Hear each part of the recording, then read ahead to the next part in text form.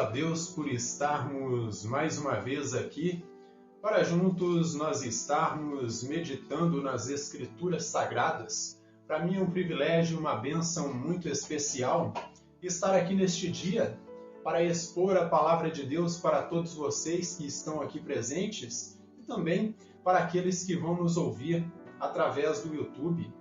Saiba que para mim é um privilégio muito grande me dirigir a cada um de vocês que está aqui de forma presencial, vocês que estão aqui todos os domingos às 9 da manhã, que vem para prestigiar a exposição da Palavra de Deus.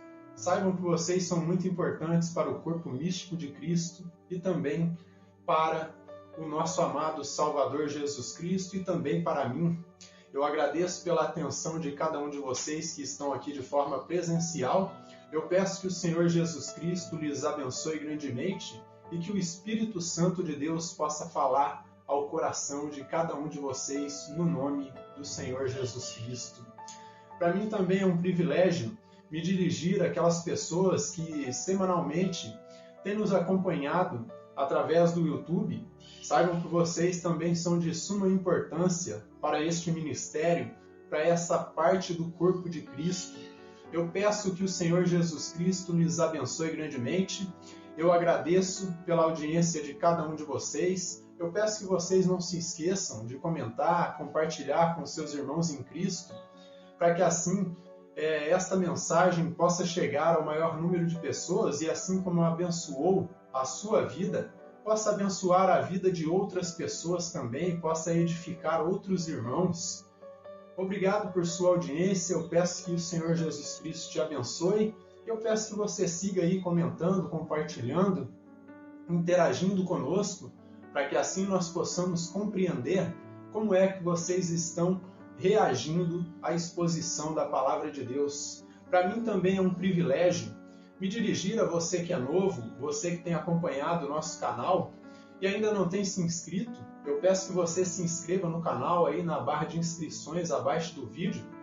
Clique no sininho das notificações para que assim você possa ficar inteirado de todo o novo conteúdo que nós publicarmos aí em nossa plataforma, para que quando surgir um novo sermão ou um novo corte de vídeo, você possa ser avisado.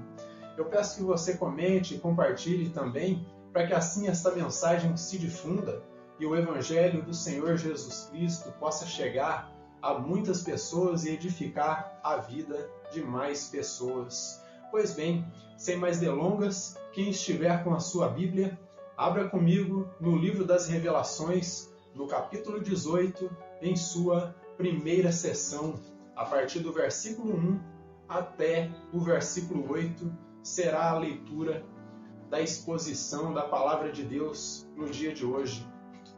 Então, quem estiver com a sua Bíblia, abra comigo aí no livro do Apocalipse, no capítulo 18, de versículo 1 até o 8.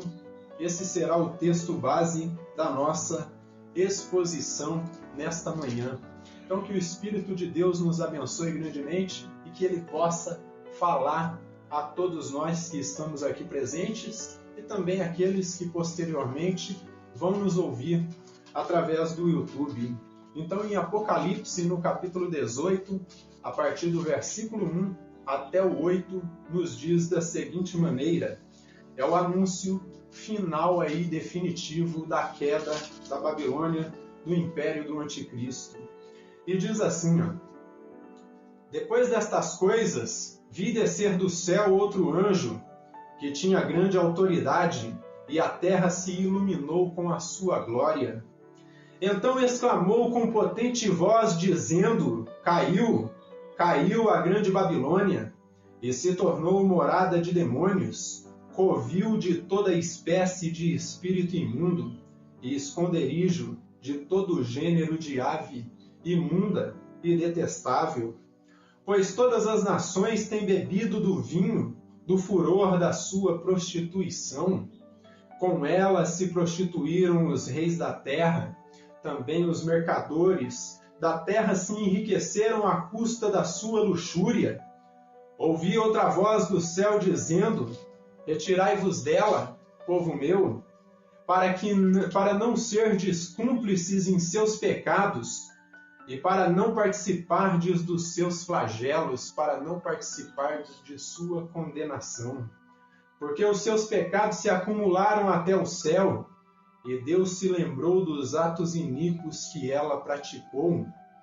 Dai-lhe em retribuição, como também ela retribuiu, pagai-lhe em dobro, segundo as suas obras, e no cálice em que ela misturou bebidas, misturai dobrado para ela.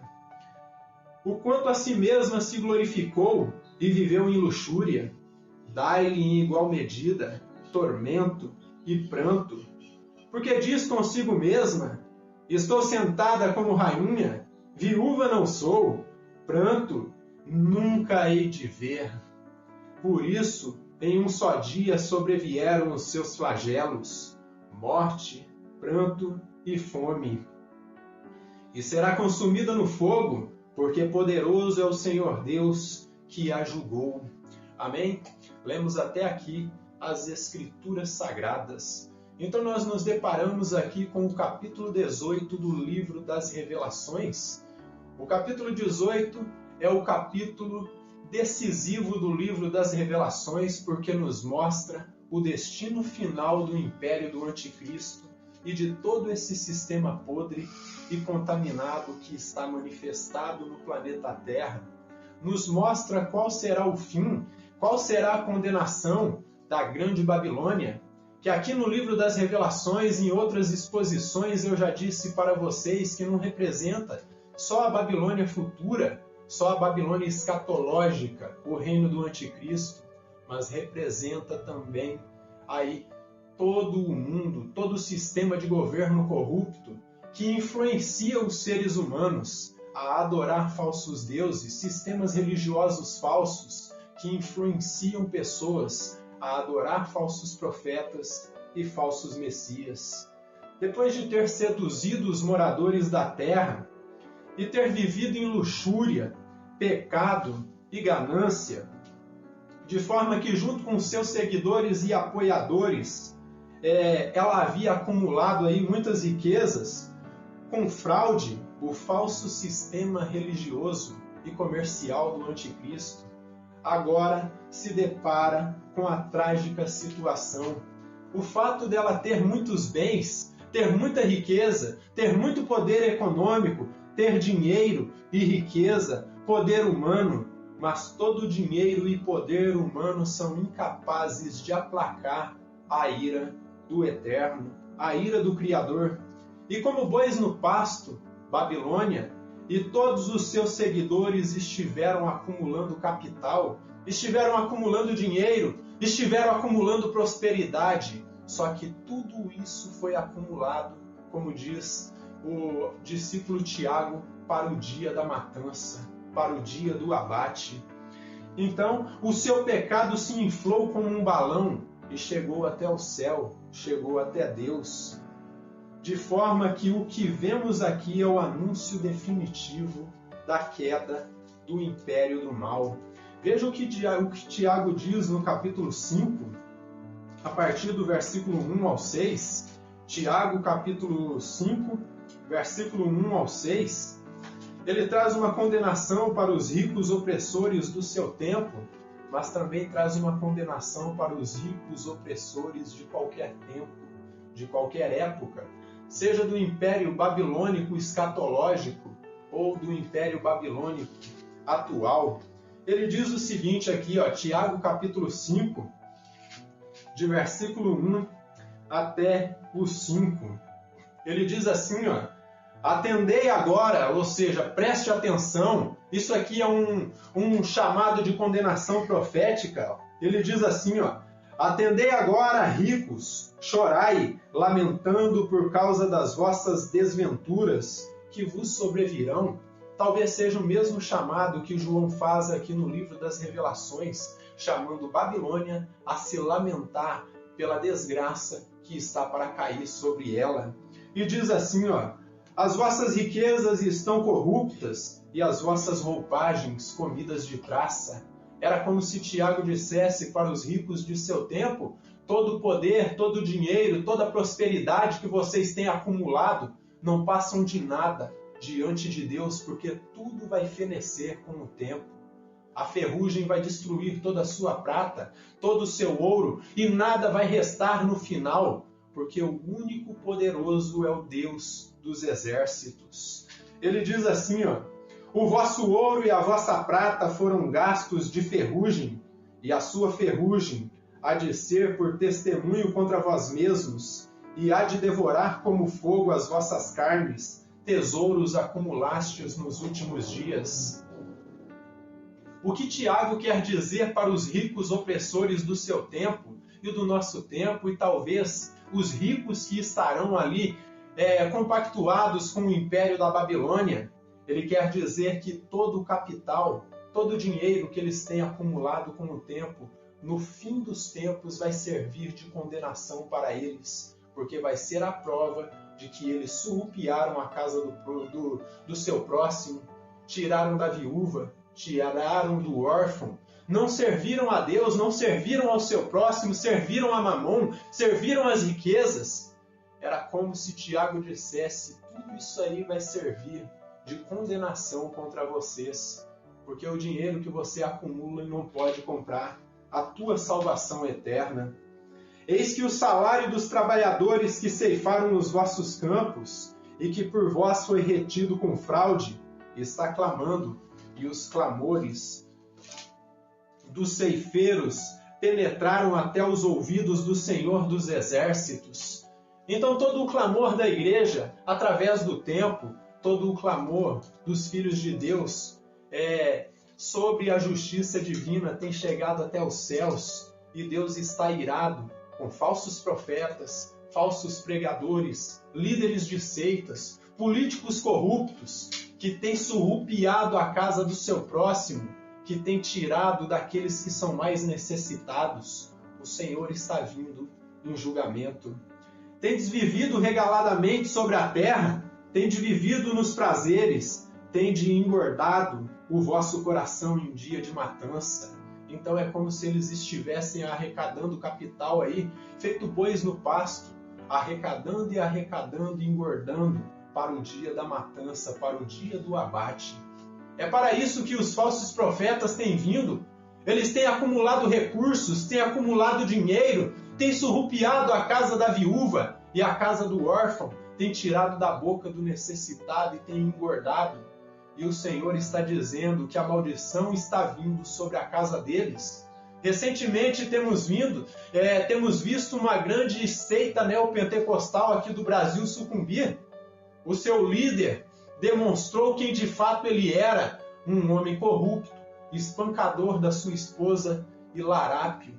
E desta forma, a sua máscara religiosa tem caído e a sua seita tem quebrado.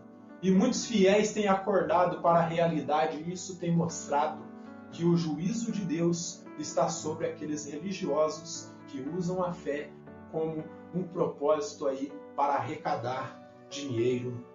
Tendes condenado e matado o justo, sem que ele vos faça resistência.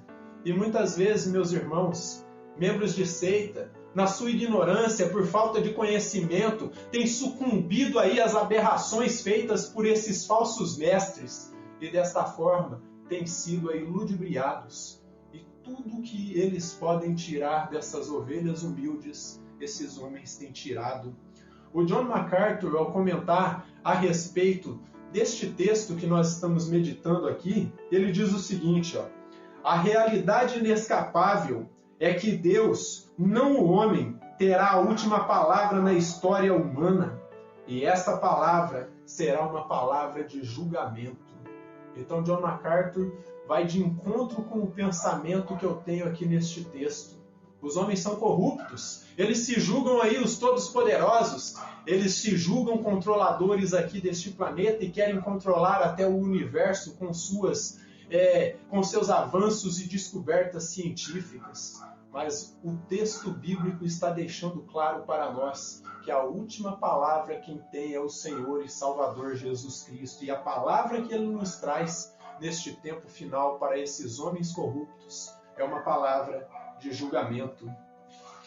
Os homens em sua jactância, meus irmãos, eles fazem planos, eles zombam de Deus, como se Deus não existisse, Eles vão planejando tudo o que querem fazer. Em tal tempo vamos construir, vamos edificar, vamos fazer tal coisa, vamos plantar, vamos fazer isso, vamos fazer aquilo, como se Deus não existisse. Eles não colocam Deus nos seus planos. Eles querem apenas avanço e prosperidade, e nada mais do que prosperidade. E eles se esquecem da adoração genuína, porque são adoradores do dinheiro, da luxúria e do próprio pecado. Então eles fazem planos e zombam do eterno, como se ele não existisse. Mas a realidade, meus irmãos, que apesar da loucura dos seres humanos, o Criador ele segue sendo o imperador e controlador absoluto, supremo do universo. E no fim, quem zomba dos ímpios é o próprio Yahvé dos exércitos. Não foi o texto que nós estivemos lendo aí no Salmo de número 2? Na abertura deste culto, o Senhor dizendo que ele ri deste povo ali no seu trono, ele olha para a mediocridade deles e diz: vocês acham que vocês são todos poderosos e zombam de mim, acham que eu não tenho nenhum tipo de poder, mas na realidade quem zomba de vocês sou eu. Aquele que está no trono, diz o salmista, ele ri-se dessas pessoas que se apegam ao dinheiro, que se apegam à loucura. Veja o que diz aí o Salmo de número 96 e versículo 13. Vejam bem o que diz aqui, ó. Salmo de número 96 e versículo 13. Diz assim, ó. Salmo de número 96 e versículo 13, ó. E na presença do Senhor, ou voltemos ao número 2, ó, ao verso de número 2, ó. Folguem o campo e tudo que nele há, regozijem-se todas as árvores dos bosques na presença do Senhor, porque vem julgar a terra, julgará o mundo com justiça e os povos consoante a sua fidelidade. Então o salmista está nos dizendo que o Senhor, ele há de julgar os homens de acordo à sua fidelidade. E eu já levanto uma questão para vocês aqui. Parem para pensar um momento. Em que você está depositando a sua fidelidade? Você deposita a sua fé em homens? Você deposita a sua fé nas instituições religiosas, como se elas fossem o objeto de tua salvação? Em que você está depositando a sua fidelidade? Porque o Senhor está dizendo que Ele vai te julgar de acordo à sua fidelidade. Sua fidelidade, sua submissão é a Cristo Jesus, o nosso Senhor? Ou a sua fidelidade é a sua denominação? A placa que você crê, que você segue? Sua submissão é o seu credo religioso, a sua posição teológica?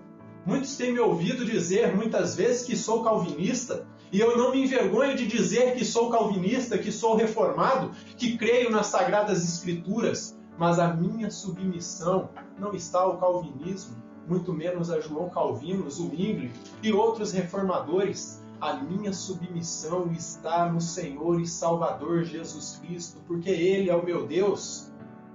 E segue-se que vocês devem entender isso, que a sua submissão não se deve ao pastor, não se deve ao seu líder religioso, a sua submissão se deve ao Senhor e Salvador Jesus Cristo, para que você não seja escravizado por homens hipócritas e corruptos que tem neste mundo. Muitos sabem que muitas vezes aqueles que são membros aí de seitas religiosas passam muito tempo escravizados, como o mito da caverna de Platão. E quando alguém sai de lá de dentro e vê o mundo lá fora e começa a ver as verdades bíblicas, e ele retorna querendo dizer para os seus irmãos, para os seus amigos que de fato estavam com ele todo aquele tempo, quando ele tenta falar a respeito do mundo lá fora, do que tem de verdades bíblicas, ele é rejeitado, é taxado de louco, porque aqueles que estão escravizados, muitas vezes eles adoram estar escravizados, eles não querem a libertação. Muitos por não enxergar, outros por arrogância, mas saiba que o Senhor Jesus Cristo é Ele que libera a palavra aí de libertação. Mas veja o que diz aqui em Isaías, no capítulo 59, versículo 18, tem algo mais aqui que eu quero trazer para vocês. E Jesus através do profeta Isaías, ou poderíamos dizer o próprio Deus, através do profeta Isaías, no capítulo 59, versículo 18, ele nos diz da seguinte maneira, ele diz o seguinte aqui, ó, Isaías 59 e versículo 18, ele diz que dará o pagamento aos homens, ó, de acordo ao que eles fazem, ó. E diz assim, ó, segundo as obras deles, assim retribuirei, farei aos seus adversários, e o devido aos seus inimigos, as terras do mar, dar-lhes-ei a paga. É por isso que aqui neste texto que nós estamos expondo, do livro das Revelações, do livro do Apocalipse, João ele relata que todo o vinho da prostituição que Babilônia misturou deve ser retribuído dobrado. Não significa que a punição vai ser dobrada, significa que a punição vai ser adequada para o pecado que ela cometeu. Não é em dobro, mas significa que é adequado. E em Atos 17:31, o apóstolo Paulo, ele cheio do Espírito Santo, ele diz o seguinte aqui, ó, que Deus irá julgar o mundo por meio do Filho de Deus, porque ele é o juiz dos juízes e o rei dos reis. Atos 17 e versículo 31, aonde o apóstolo Paulo, ele categoricamente ele discursa em Atenas ali diante dos filósofos gregos ali no Areópago. Veja o que ele diz aqui, ó, versículo 31, e veja o que ele diz com maestria no capítulo 17 de Atos, ó. Porquanto estabeleceu um dia em que há de julgar o mundo com justiça, por meio de um varão que destinou e acreditou diante de todos, ressuscitando-o dentre os mortos. Então, o que dá o direito definitivo do Senhor Jesus Cristo ele ser o juiz de vivos e mortos, como mesmo o livro de Atos dá testemunho, é porque ele ressuscitou do mundo dos mortos, ele venceu a morte. E desta forma, nós devemos entender que só há um juiz e só há um legislador entre Deus e os homens, Jesus Cristo, o homem. E aqui dos versículos de 1 a 3, é ele quem manda a condenação aí para a grande Babilônia, este sistema corrupto. Veja os versos de 1 a 3. Depois destas coisas, vi descer do céu outro anjo, que tinha grande autoridade, e a terra se iluminou com a sua glória.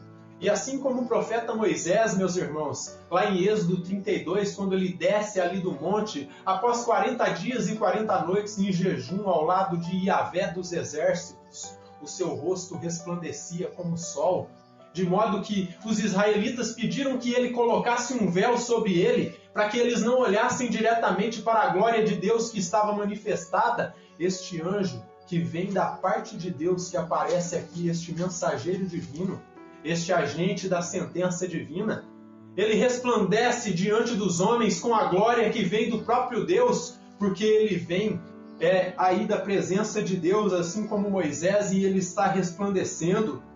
E então exclamou com potente voz, dizendo: caiu, caiu a grande Babilônia, e se tornou morada de demônios, covil de toda espécie de espírito imundo, e esconderijo de todo gênero, de ave imunda e detestável. Pois todas as nações têm bebido do vinho do furor da sua prostituição. Com ela se prostituíram os reis da terra.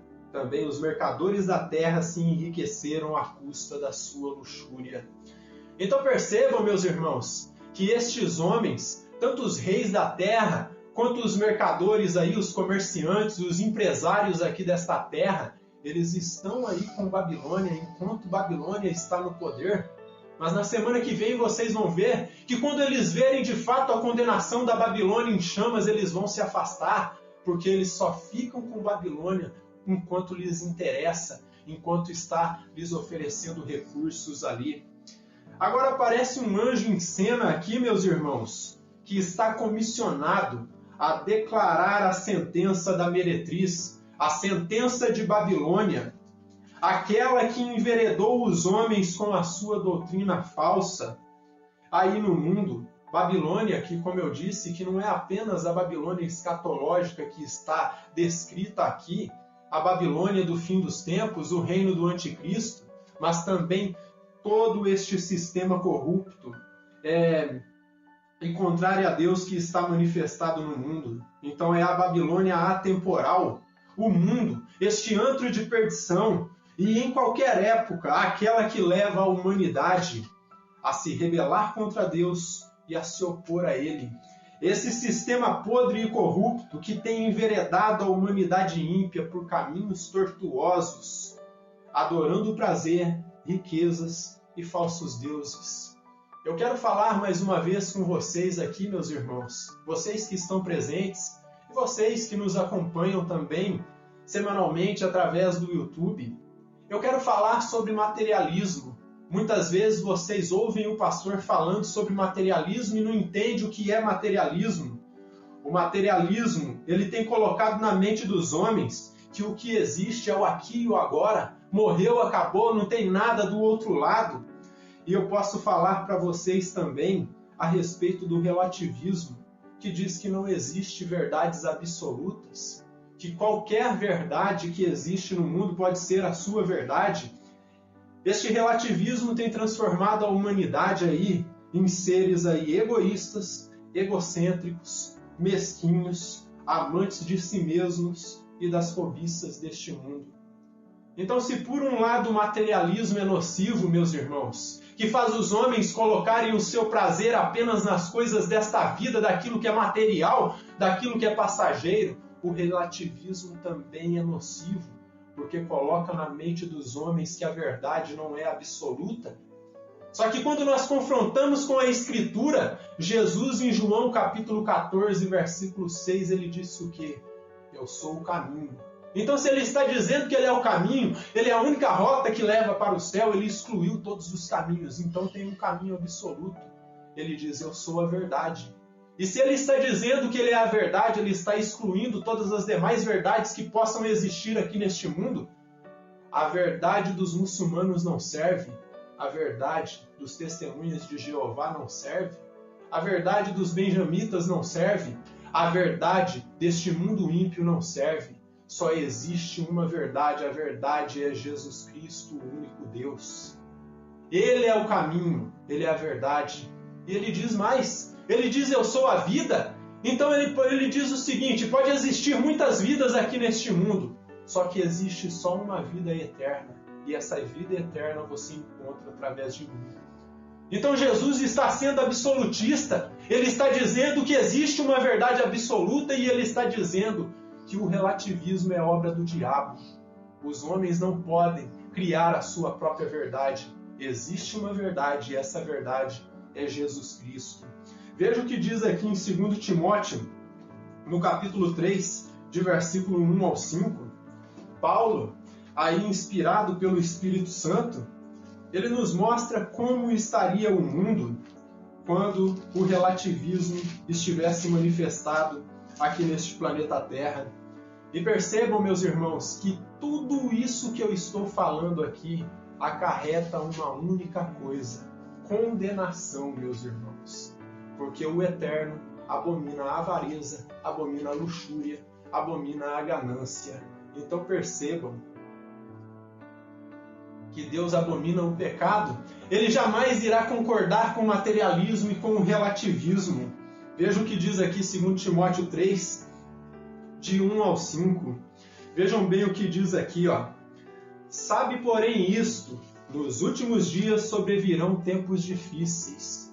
Olhe para a sociedade atual em que nós estamos vivendo hoje, meus irmãos. Será que não estamos vivendo em tempos difíceis? Ou como diz a Almeida Revista e Corrigida, tempos trabalhosos? Será que não estamos vivendo esse tempo que o apóstolo Paulo disse que chegaria? Viriam tempos difíceis? Tempos de provação? Ele diz assim no versículo 2, ó, pois os homens serão egoístas, então egocêntricos, o que eu acabei de falar, que o relativismo transforma os homens em egoístas. Só que ele diz mais, avarentos, gente amante do dinheiro, gente amante da prosperidade. Esse tipo de gente se infiltrou até nas igrejas. São os teólogos da maldita teologia da prosperidade, que diz o mesmo que diz o materialismo, que a vida é só o aqui e agora, que morreu, acabou, que não tem nada do outro lado, que você tem que passar a vida correndo atrás de dinheiro. Só que ele diz de pessoas jactanciosas, pessoas que, como o rei Nabucodonosor, se vangloria do que tem. Pessoas que, como os Césares ali do Império Romano, eles se vangloriam das riquezas. São pessoas aí que são blasfemadoras e arrogantes. Uma pessoa que não aceita a correção, que não aceita a verdade, é uma pessoa arrogante. E se você falasse para um dos Neros Césares que existiam naquele tempo, ele iria te mandar para a sentença máxima do império, que era a crucificação. Ele não ia aceitar a sua correção. Eles viviam se banqueteando aí em festas esdrúxulas, festas que esbanjavam ostentação. São pessoas blasfemadoras aí da palavra de Deus, eles não concordam com a Bíblia. E o que é blasfêmia do Espírito Santo, meus irmãos? É quando você coloca no lugar de Deus outra pessoa. É quando você pega e diz que uma obra que Deus está fazendo foi o diabo que fez, ou foi o homem que fez. Quando uma obra é feita dentro do corpo de Cristo, os homens se vangloriam e dizem, fui eu que fiz. Não, não foi você que fez, não fui eu que fiz, foi o Espírito de Deus entre nós. Só que Paulo ele diz que eles são ingratos. Porque muitas vezes você faz o bem para essas pessoas e eles não são capazes de agradecer o que você tem feito para eles. Eles são irreverentes, eles não têm reverência diante de Deus, são desafeiçoados, ou seja, não têm amor. Eles são implacáveis, caluniadores, sem domínio de si, cruéis, inimigos do bem. Eles são inimigos da cruz de Cristo. Esses homens são amantes do dinheiro e do prazer. E ele segue aqui, são traidores, atrevidos, infatuados, mais amigos dos prazeres que amigos de Deus. Essa é a característica da sociedade em que nós vivemos hoje. Homens amantes do prazer, amantes daquilo que eles podem fazer aqui neste mundo, amantes do dinheiro e da prosperidade, amantes daquela desgraçada frase que muitos feministas aí e líderes aí de ideologias espúrias têm dito: se te faz feliz, Deus te agrada de você. Só que eu quero dizer para você, se você está cometendo pecado e está se sentindo feliz, será que Deus está se agradando de você? Se você está cometendo abominação, se você é um líder religioso corrupto, será que Deus está se agradando de você? Quando você pega e levanta a bandeira do Evangelho só com o interesse de arrecadar dinheiro, você pode estar até se sentindo bem, mas será que Deus está se agradando de você? Você pode até estar feliz com a sua maldita prosperidade, só que será que Deus está se agradando de você? Muitas vezes nos arregalamos em pecados, meus irmãos, e achamos que porque nos faz feliz, porque está aquecendo o nosso coração, nós achamos que Deus está conosco. Só que muitas vezes Ele, assim como está longe de Babilônia, do sistema corrupto deste mundo, talvez Ele esteja longe daqueles que agem desta forma. E diz no versículo 5, tendo forma de piedade, negando-lhe entretanto o poder, foge também deles. Ou seja, a mesma palavra que João falou para os eleitos que vão estar aqui no período da grande tribulação, Paulo está dizendo, foge desses homens, foge da corrupção. E João disse para eles, sai do meio dela, povo meu. Este sistema corrompido deste mundo vai ser obliterado, vai esvanecer, vai desaparecer, meus irmãos. Vai cair e vai se tornar morada de demônios. Que talvez João faça uma referência aqui com essa questão de demônios aqui, talvez sejam os deuses falsos aí, fracos e sem vida, que foram criados pelo coração corrupto e depravado de pessoas que estão longe de Deus. Talvez a morada de demônios que ele faça referência aqui seja a morada de deuses falsos, fracos e corruptos aí, que os homens criaram com seu coração separado de Deus. Tal derrocada irá mostrar para esses homens que prazer, luxúria, riqueza e poder, nada disso é capaz de satisfazê-los. Nada disso será capaz de preencher o vazio existencial daqueles que não creem em Deus. Nada disso irá satisfazê-los, meus irmãos. Por esta razão, eles vão se afundar a cada dia mais no seu pecado. Esses homens corruptos de que o apóstolo Paulo falou ali em 1 Timóteo, no capítulo 3, a cada dia que passa eles vão se afundar no seu pecado. Talvez um líder de seita ele possa se arrepender. Talvez um homem como Benny Hinn, que a vida toda pregou a teologia da prosperidade, possa se arrepender. Como ele mesmo disse em uma de suas falas recentemente, falando que a vida inteira, mais de 20 anos de sua vida, ele pregou um falso evangelho. E ele diz que tem colocado no seu coração mudar. Eu oro a Deus que Benny Hinn esteja falando a verdade. Eu oro a Deus que ele tenha se convertido verdadeiramente ao Evangelho do nosso Senhor e Salvador Jesus Cristo e ele passe a ensinar Bíblia e não teologia da prosperidade. Então, eles vão conseguir compreender que toda luxúria, riqueza e prazer e poder que eles têm aqui neste mundo, nada disso é capaz de preencher o vazio daqueles que não creem em Deus. Nada disso irá satisfazê-los. Por esta razão, eles vão se afundar cada vez mais no seu pecado. E como eu dizia para vocês, olhe para a sociedade atual, corrompida, em que nós vivemos, sociedade corrompida, aí em cobiças e prazeres. Eles transformaram o amor num Deus. Ontem nós estivemos na reunião de casais muito abençoada. O pastor falava a respeito do amor conjugal. Mas eu quero dizer para vocês que esse amor que o mundo tem transformado num Deus não é o amor verdadeiro. Já dizia C.S. Lewis, quando os homens transformassem o amor num Deus, sabe o que Lewis falava? Ele dizia o seguinte, que quando os homens transformassem o amor num Deus, esse amor que eles transformaram num Deus se tornaria um demônio. E sabem por quê? Porque Deus é amor, meus irmãos, mas o amor por si só não é Deus. Então, percebam a lógica do que Lewis quer dizer. Então, pois o amor, por si só, ele não é Deus. Hoje, com o avanço do relativismo, meus irmãos, qualquer aberração pode ser chamada de amor. É por isso que Lewis falava que quando os homens transformassem o amor num Deus, esse amor seria um demônio. Porque hoje, com o relativismo e com o avanço da ideologia de gênero, meus irmãos, nós temos ouvido falar que se uma mulher quiser se relacionar com um cavalo, com um boi, com um cachorro, com outra mulher, isso é amor. E ninguém pode pegar e condená-la porque ela está amando um cavalo, um cachorro, ou está amando um pedaço de madeira. Não.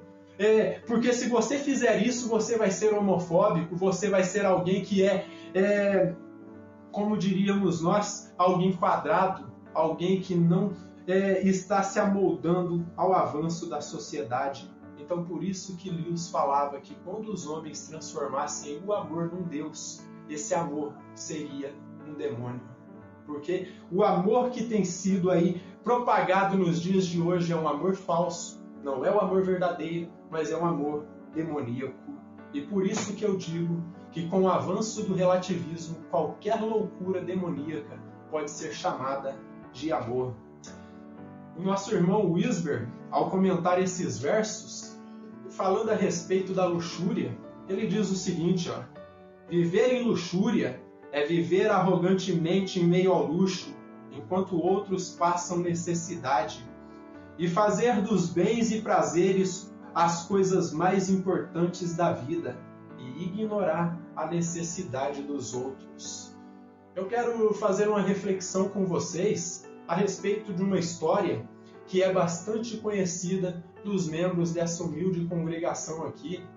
E uma certa feita, meus irmãos, um pastor tomado de arrogância no seu coração, um homem que tinha muito poder aquisitivo, um homem cheio de dinheiro em sua conta bancária, ele se deparou com o maior teste da sua vida. E qual seria o teste que este dito pastor ele passaria? Um membro de sua congregação havia sofrido um acidente. Ele não trabalhava de forma formal, ele não era CLT, e desta forma estava passando necessidades, estava sofrendo, precisava de recursos aí financeiros e precisava talvez um pacote de arroz que deixasse na sua casa para ajudá-lo. Mas este homem, com frieza e luxúria dentro do seu coração, ele fechou as suas entranhas para um membro de sua congregação que era uma ovelha de Cristo, não era ovelha dele, mas como pastor, ele estava ordenado para suprir as necessidades daquela ovelha, mas ele não fez. E quando ele não fez, meus irmãos, ele cometeu o pecado de luxúria, que é isso que o Wisber está dizendo aqui. Eu vou repetir o que o Wisber diz. Viver em luxúria é viver arrogantemente em meio ao luxo, enquanto outros passam necessidade, e fazer dos bens e prazeres as coisas mais importantes da vida e ignorar a necessidade dos outros.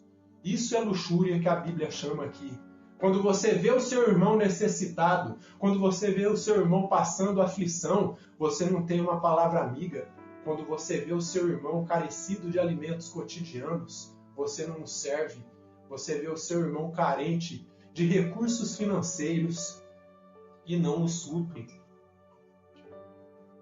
Desta forma, este homem que eu faço menção aqui, ele foi um homem que cometeu luxúria. Ele pode até no seu coração se jactanciar de que é um pastor, mas de fato ele não é um pastor, porque quando ele foi testado no teste máximo da fé, da lei áurea ali do Senhor Jesus Cristo, da lei régia, ele foi reprovado, porque ele não demonstrou amor, ele rejeitou a ovelha que não era dele, mas que era de Cristo. Portanto, amados irmãos, a avareza, assim como qualquer outro pecado, é reprovada aqui neste texto. É reprovado por Deus que o inspirou e pelas Escrituras de modo geral. Então entenda, o caminho da avareza é um caminho que leva à perdição. Então, é um pecado que acarreta a ira divina, pois o Eterno o reprova. Desta forma, eu quero dizer para vocês, não coloquem o seu coração em riquezas que são passageiras, que são coisas efêmeras, coisas que não vão durar muito tempo. Recentemente falamos aí sobre a duração da vida, que é de 70 a 80 anos, e talvez, na nossa ingenuidade, possamos achar que é muito tempo, mas saiba que essas riquezas aí podem acalentar o nosso coração por um tempo, só que se nós não estivermos com o objetivo de servir a Deus, quando nós estivermos do outro lado, estaremos nos deparando com a triste realidade do lago de fogo. Então, não coloque seu coração nas riquezas que são passageiras. Como eu disse, elas podem te alegrar por algum tempo, mas não irá satisfazer a sua angústia existencial. Esse vazio, meus irmãos, só pode ser preenchido pelo Senhor e Salvador Jesus Cristo, porque Ele é a razão da nossa existência. Veja o que diz Colossenses 3, versículos 5 e 6. Colossenses 3, versículos 5 e 6, nos diz da seguinte maneira. Colossenses capítulo 3, versículos 5 e 6, Fazei, pois, morrer a vossa natureza terrena, prostituição, impureza, paixão, lasciva, desejo maligno e avareza, que é idolatria. Então Paulo ele chama aqui de todos esses pecados aqui, avareza, luxúria, que é a prostituição aqui, de idolatria. Por estas coisas é que vem a ira de Deus sobre os filhos da desobediência, aqueles que desobedecem a palavra de Deus. Veja o versículo 4 do capítulo 18 que nós estamos expondo aqui do livro das Revelações. Ouvi outra voz do céu dizendo, retirai-vos dela, povo meu, para não serdes cúmplices em seus pecados e para não participardes dos seus flagelos ou da sua condenação. Então vocês ouviram todo esse tipo de pecado, arrogância e luxúria que está manifestada no mundo. A palavra de Deus está dizendo para nós que nós temos que nos retirar do meio de gente que age desta forma. Nós temos que nos separar, nós temos que viver de acordo com a palavra de Deus. Deus adverte os seus eleitos, chamando-os para sair do meio deste sistema falido, Babilônia, e para não se contaminar com os seus pecados, assim como fizeram os ímpios, pois quem concorda, quem se mistura, concorda, e quem concorda é tão culpado quanto aquele que pecou. Então, se você conhece alguém que vive em luxúria, não compactue com ele, porque se você compactuar com alguém que vive em luxúria, você vai ser tão culpado da luxúria dele quanto ele mesmo. Não viva em concordância. Este alerta, meus irmãos, se estende e se aplica a nós hoje. E como cristãos, o povo da aliança, nós devemos nos separar da aparência do mundo, da aparência do mal, jamais nos contaminar com pecados alheios e nem ser coniventes com eles. Minha mãe já dizia muitas vezes, ouvi ela dizer quando criança, que quem cala, consente. Então, se você ouviu uma mentira e você fica quieto, você consentiu com aquela mentira. Se você viu alguém cometendo pecado e não tenta exortá-lo a se converter do seu mau caminho, você é culpado do pecado daquela pessoa. Então, quem cala consente é tão pecador e iníquo quanto quem cometeu o pecado. E aqui há uma ilustração clara para nossos dias. Uma mãe, ela pode não ser uma fornicária, meus irmãos, mas se ela concorda que seu filho durma com a namorada dentro da sua casa, debaixo do seu teto, esta mãe é tão fornicária contra o seu próprio filho. E se a mãe permite que a filha durma com o namorado também, da mesma forma, e vice-versa. Então, é tão fornicária quanto o seu filho ou filha. Você pode não se embriagar, meus irmãos. Você que está me ouvindo, pode não ser um bêbado. Mas se você tolera um bêbado, você é culpado da bebedice dele, porque você aceita, você não corrige. Dessa forma, com nossas atitudes, nós devemos levar as pessoas ao arrependimento, fazê-los pensar a respeito do seu pecado, não tolerá-los. Nós não podemos aceitar a aparência do mal, nós não podemos aceitar o pecado, nós não podemos aceitar pessoas que vivem com a boca suja, falando palavrões, falando besteiras, falando coisas sem sentido. Nós não podemos nos compactuar com eles.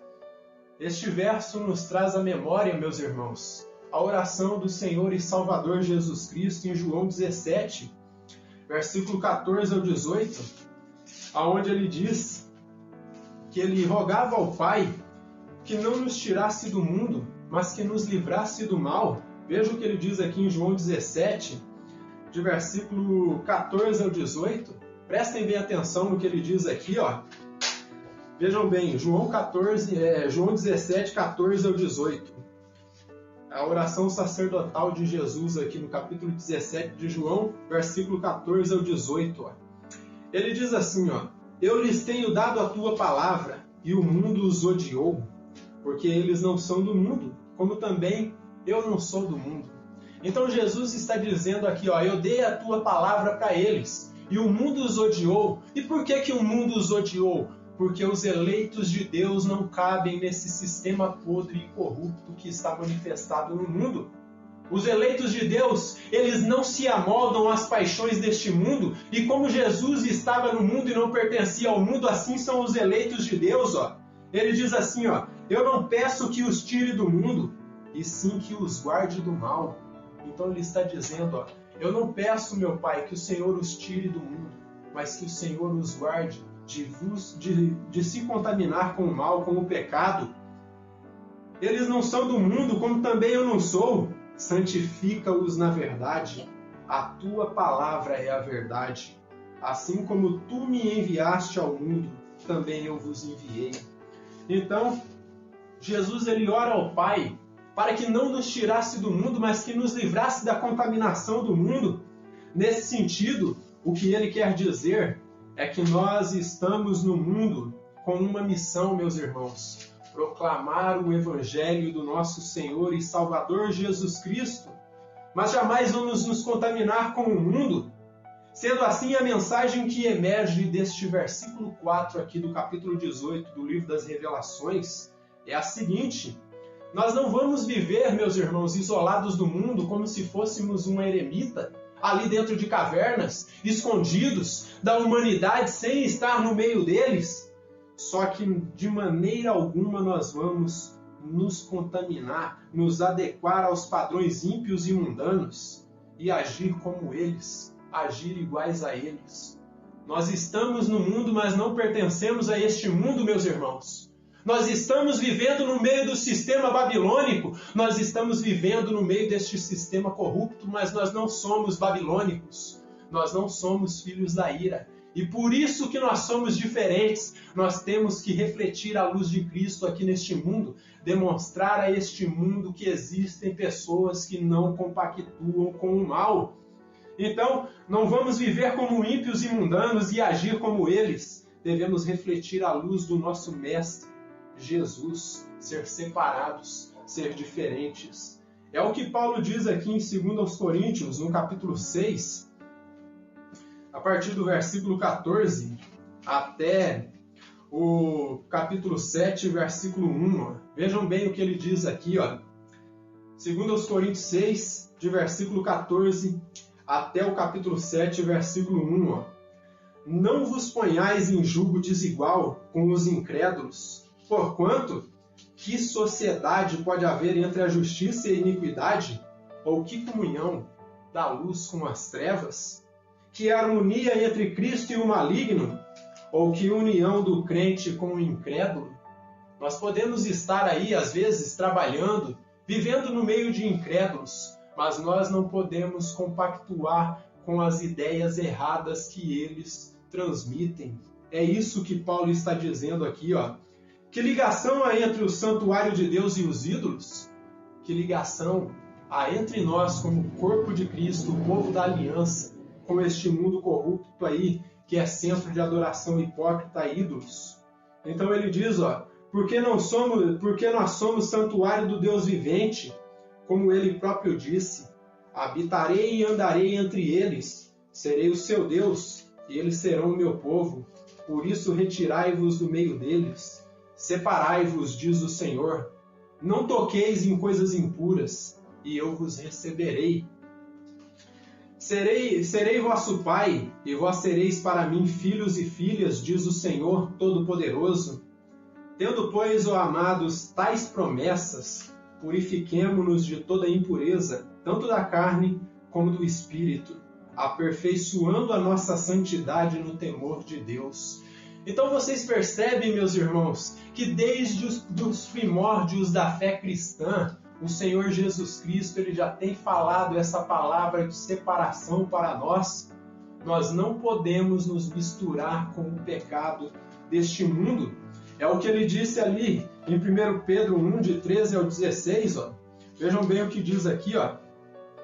1 Pedro capítulo 1, de versículo 13 ao 16, onde Pedro ele enfatiza que como nosso Deus é santo, nós devemos ser santos e separados do pecado. Por isso, cingindo o vosso entendimento, sede sóbrios e esperai inteiramente na graça que vos está sendo trazida na revelação de Jesus Cristo.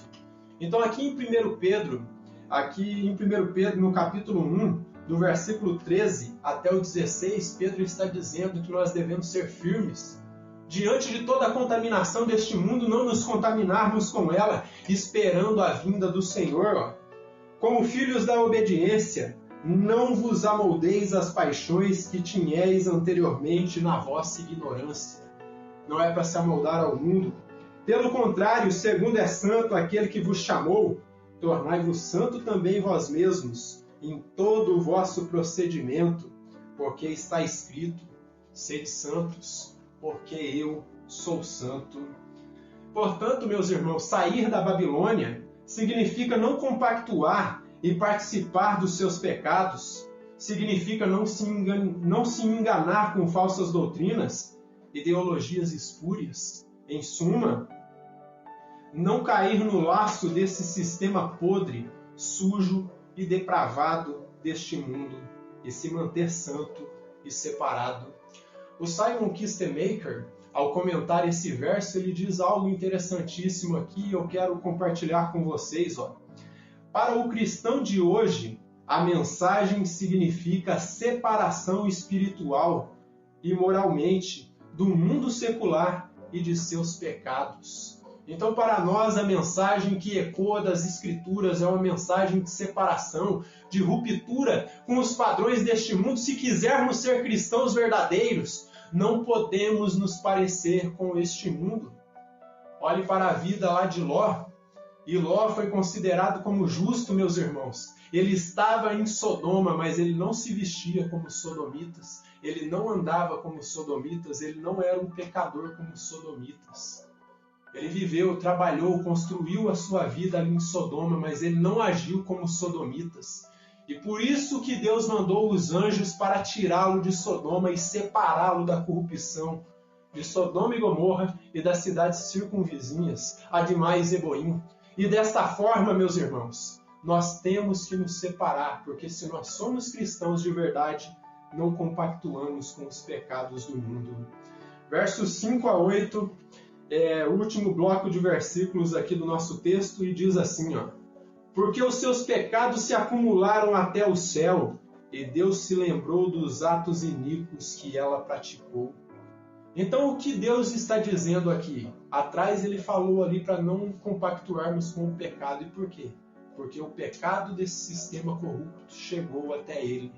Ele se lembrou. E ele diz, e por quê? Dai-lhe em retribuição, porque também ela retribuiu. Como também ela retribuiu. Pagai-lhe em dobro, pagai-lhe de forma adequada, seria a melhor tradução aqui, Pagai-lhe da forma mais adequada segundo as suas obras, e no cálice em que ela misturou bebidas, misturai de forma adequada para ela. Então Jesus nos manda nos separarmos de Babilônia, para não sermos julgados com eles.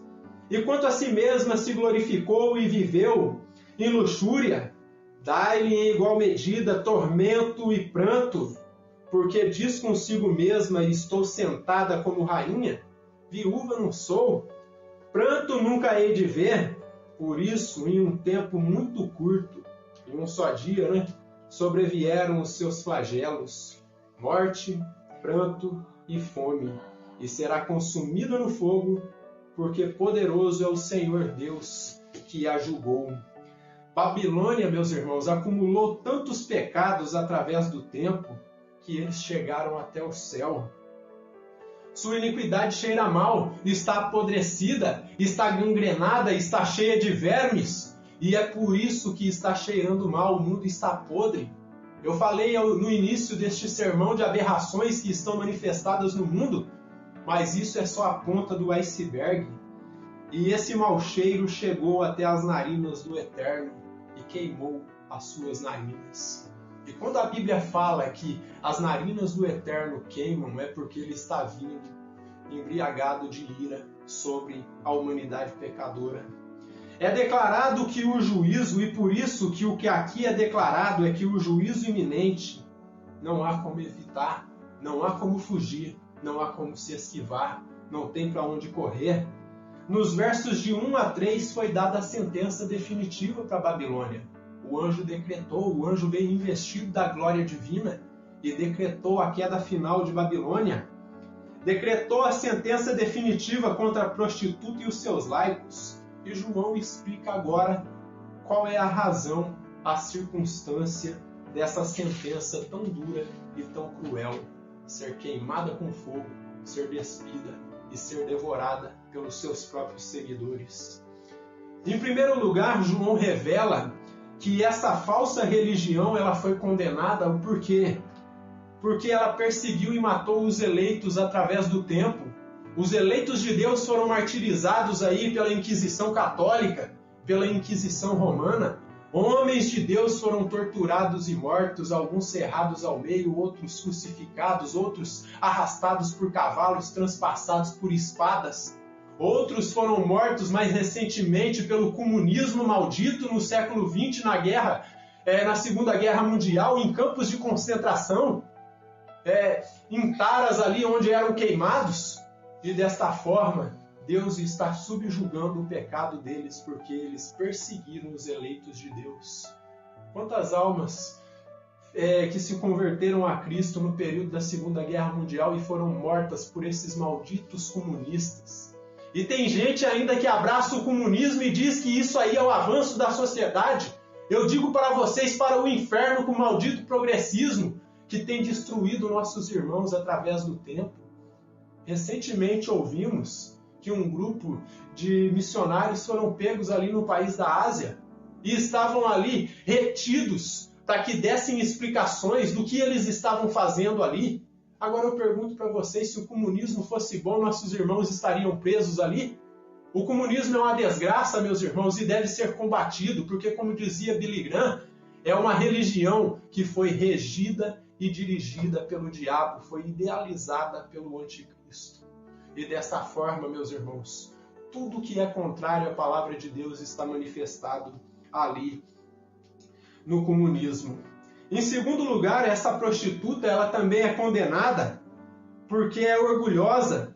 Ela é orgulhosa de si mesma e se jactanciou de sua luxúria, de seu poder, de sua riqueza. Se julgou uma rainha abastada e que nunca nada lhe faltaria. Quantas pessoas vocês já ouviram dizer esse tipo de coisa? Eu sou o tal, eu me viro, eu não preciso de ninguém, eu não preciso nem de Deus. Isso é arrogância, meus irmãos, isso é jactância, isso é prepotência, e foi o que essa religião falsa fez através do tempo.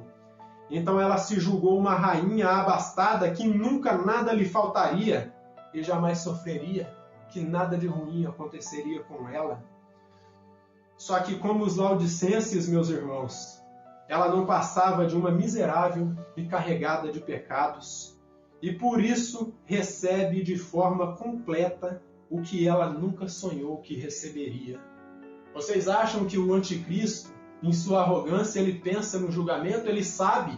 Talvez pode ser que em algum momento da sua vida ele leia as escrituras e veja que a sentença dele é o lago de fogo, junto com seu pai Satanás e com o falso profeta e todos os seus seguidores. Só que vocês pensam que isso vai agir no coração dele, vai fazer ele se tornar mais hipócrita e corrupto. E por isso ele vai se comportar da forma que vai se comportar, porque ele não sonha que ele vai ser condenado.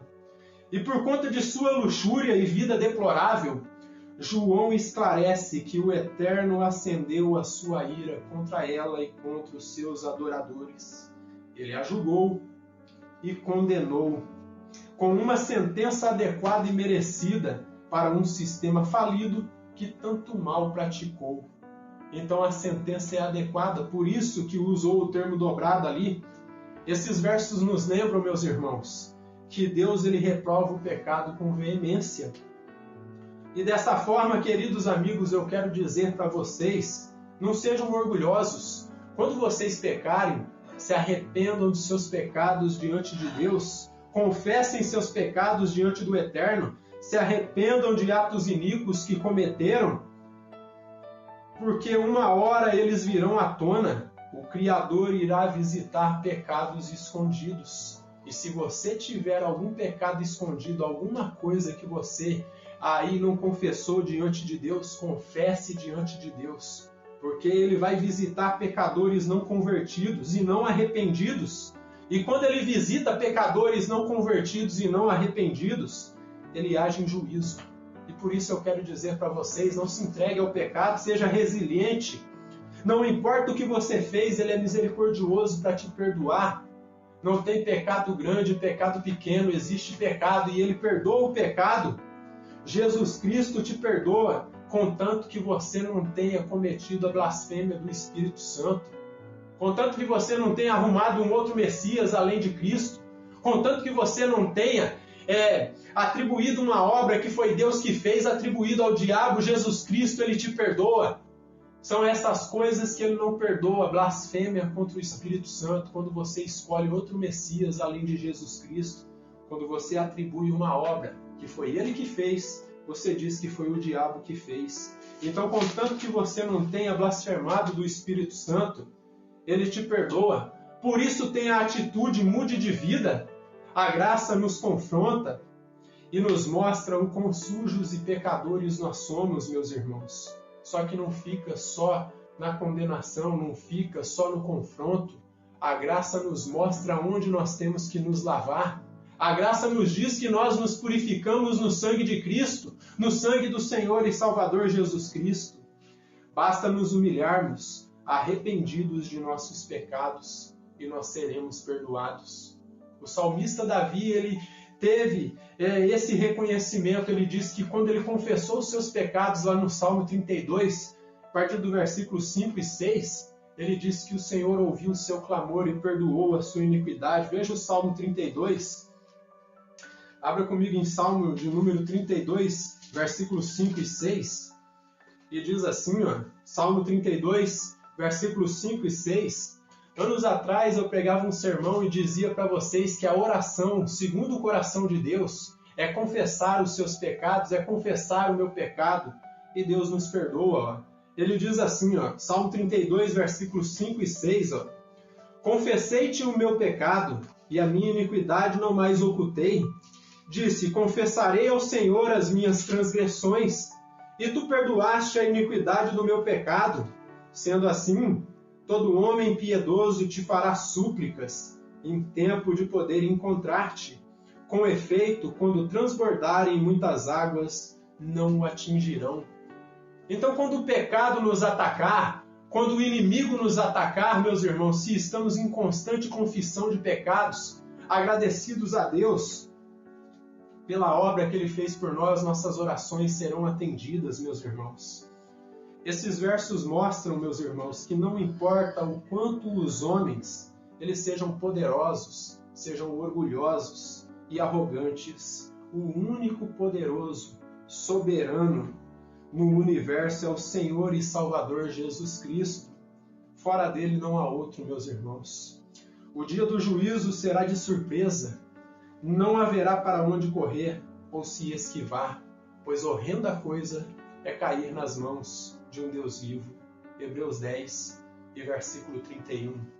Então reflita sobre isso, meus irmãos. A iniquidade não pode estar reinando em nossas vidas, porque se a iniquidade permanecer em nós, nós seremos condenados juntamente com aqueles que são pecadores. O juízo é iminente, Jesus está no controle e é Ele quem vai julgar. Amém? Que Deus nos abençoe grandemente.